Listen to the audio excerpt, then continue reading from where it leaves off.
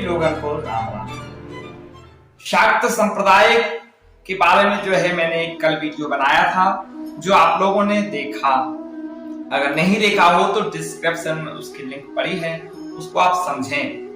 और जानकारियों के लिए आप हमारे चैनल को लाइक करें, और जानकारी आपको अगर अच्छी लगती है तो शेयर करते रहें, और अगर कोई त्रुटि हो तो कमेंट करते रहें, है ना। मैंने शाक्त संप्रदाय के बारे में कल वीडियो बनाया था।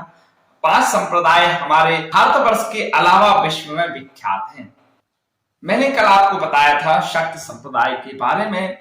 स्मार्त और वैष्णव संप्रदाय से यह परंपराएं जो है, स्मार्त और वैष्णव संप्रदाय के लिए मैंने एक छोटी सी वीडियो बनाई थी, जिसमें आप लोगों ने अच्छा खासा रिस्पॉन्स दिया। वह भी इस वीडियो के डिस्क्रिप्शन में है, आप जाकर देख सकते हैं। और आज मैं फिर आपको शाक्त संप्रदाय यानी कि देवी संप्रदाय के बारे में बताना चाहूंगा। शाक्त संप्रदाय हिंदू धर्म के 3 प्रमुख संप्रदायों में से एक है। आदि शक्ति अर्थात देवी की उपासना करने वाले संप्रदाय शाक्त संप्रदाय कहलाते हैं। इस संप्रदाय में सर्वशक्तिमान को देवी, पुरुष ने स्त्री माना जाता है।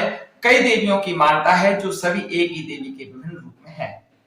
शाक्त मन के अंतर्गत कई परंपराएं मिलती हैं, जिसमें लक्ष्मी से लेकर भयावह काली तक है। देवी को दक्षिण में काली चंडी, उत्तर में शाकंभरी देवी, पश्चिम में अंबाजी और पूर्व में काली रूप में पूजा जाता है। कुछ शाक्त संप्रदाय अपनी देवी का संबंध शिव या विष्णु से बताते हैं।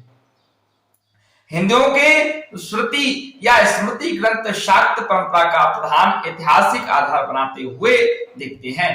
इसके अलावा शाक्त लोग देवी महात्म्यम, देवी भागवत पुराण, शाक्त उपनिषदों जैसे देवी उपनिषद पर आस्था रखते हैं। शाक्त अर्थात भगवती शक्ति की उपासना। शाक्त धर्म शक्ति की साधना का विज्ञान है। इसके मतावलंबी शाक्त धर्म को भी प्राचीन वैदिक धर्म के बराबर ही पुराना मानते हैं। यह बात उल्लेखनीय है कि इस धर्म का विकास वैदिक धर्म के साथ ही साथ या सनातन धर्म में इसे समावेशित करने की जरूरत के साथ ही हुआ। यह हिंदू धर्म में पूजा का एक प्रमुख स्वरूप है, जिसे अब हिंदू धर्म कहा जाता है। उसे 3 अंतर प्रभावित परस्पर व्यापी धाराओं में विभाजित किया जा सकता है। वैष्णववाद भगवान विष्णु की उपासना, शैववाद भगवान शिव की पूजा तथा शाक्तवाद देवी के शक्ति रूप की उपासना। इस प्रकार शाक्तवाद दक्षिण एशिया में विभिन्न देवी परंपराओं को नामित करने वाला आम शब्द है, जिसका सामान्य केंद्र हिंदू देवियों की पूजा है। शक्ति की पूजा, शक्ति के अनुयायियों को अक्सर शाक्त कहा जाता है। शाक्त न केवल शक्ति की पूजा करते हैं, बल्कि उसके शक्ति आविर्भाव को मानव शरीर एवं जीवित ब्रह्मांड की शक्ति या ऊर्जा में संबंधित, नियंत्रित एवं रूपांतरित करने का प्रयास भी करते हैं। विशेष रूप में माना जाता है कि शक्ति कुंडलिनी के रूप में मानव शरीर के गुदा आधार तक स्थिर होती है। जटिल ध्यान एवं यौन यौगिक अनुष्ठान के जरिए कुंडलिनी शक्ति जागृत की जा सकती है। इस अवस्था में सूक्ष्म शरीर की सूक्ष्मता से ऊपर की ओर उठती है, मार्ग में कई चक्रों को भेदती हुई, जब तक सिर के शीर्ष में अंतिम चक्र में प्रवेश नहीं करती और वहां पर अपने पति प्रियतम शिव के साथ असुन्नादित होकर नहीं मिलती। भगवती या भगवान के पौराणिक संयोजन का अनुभव असुन्नादि रहस्यात्मक समाधि के रूप में मनोदैहिक रूप से किया जाता है, जिसका विस्फोटी परमानंद कहा जाता है कि कपाल क्षेत्र से उमड़कर हास्योन्माद एवं गहरानंद की पार्श्व के रूप में नीचे की ओर पूरे शरीर में बहता है। हिंदू के शाक्त संप्रदाय में भगवती काली और ललिता को ही दुनिया की पराशक्ति और सर्वोच्च देवता माना जाता है। यह पुराण वस्तुतः दुर्गा सप्तशती के वर्णन के लिए सुप्रसिद्ध है, इसलिए इसे शाक्त संप्रदाय का पुराण भी कहा जाता है।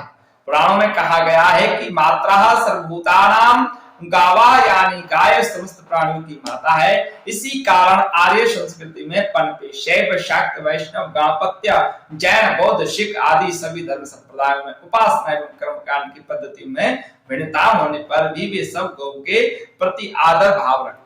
हिंदू धर्म के अनेक संप्रदायों में विभिन्न प्रकार के तिलक और चंदन, हल्दी और केसर युक्त संयुक्त पदार्थों का प्रयोग करके बनाया जाता है। वैष्णव गोलाकार बिंदी, शाक्त तिलक और शैव त्रिपुंड से अपना मस्तक सुशोभित करते हैं। धर्म ग्रंथ शाक्त संप्रदाय में देवी दुर्गा के संबंध में श्री दुर्गा भागवत पुराण एक प्रमुख ग्रंथ है, जिसमें 108 देवी पीठों का वर्णन किया गया है। उनमें से भी 51 शक्ति पीठों का बहुत ही महत्वपूर्ण स्थान है। इसी में दुर्गा सप्तशती भी है। इसके अलावा कलिका पुराण, शाक्त महाभागवत और 65 तंत्र प्रमुख हैं। दर्शन शाक्तों में यह मानना है कि दुनिया की सर्वोच्च शक्ति स्त्रीण है, इसलिए वे देवी को ही ईश्वर रूप में पूजते हैं। दुनिया के सभी धर्मों में ईश्वर की जो कल्पना की गई है वह पुरुष के समान की गई, अर्थात ईश्वर पुरुष जैसा हो सकता है, किंतु शाक्त धर्म दुनिया का एकमात्र ऐसा धर्म है जो शक्ति रचनाकार को जननी स्त्रीण मानता है। सही मायने में यही एकमात्र धर्म स्त्रियों का धर्म है। शिव तो सब है, शक्ति परम प्रकाश है, हालांकि शाक्त दर्शन की शांत समान नहीं है। प्राचीनता सिंधु घाटी सभ्यता में भी मात्र देवी की पूजा के प्रमाण मिलते हैं। शाक्त संप्रदाय प्राचीन संप्रदाय गुप्त काल में है। उत्तर पूर्वी भारत, कंबोडिया, जावा, बोर्नियो और मलया प्रायद्वीपों के देशों में लोकप्रिय था। बौद्ध धर्म के प्रचलन के बाद इसका प्रभाव कम हुआ है।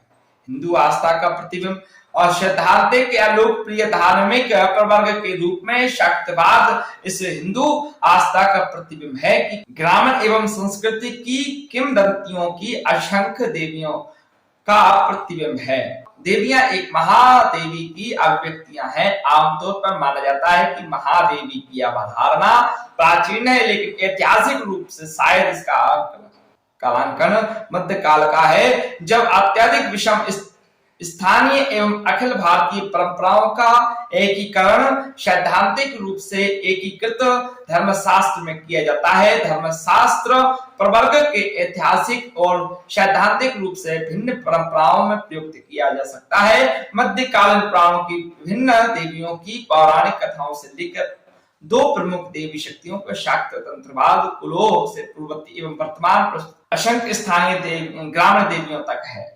लोकप्रियता ऐतिहासिक रूप से शाक्तवाद दक्षिण एशिया के बाहरी इलाकों में लोकप्रिय रहा, विशेष रूप से कश्मीर, दक्षिण भारत, असम और बंगाल में। हालांकि इसके तांत्रिक प्रतीक और अनुष्ठान कम से कम 6वीं शताब्दी से हिंदू परंपराओं में सर्वव्यापी रहे।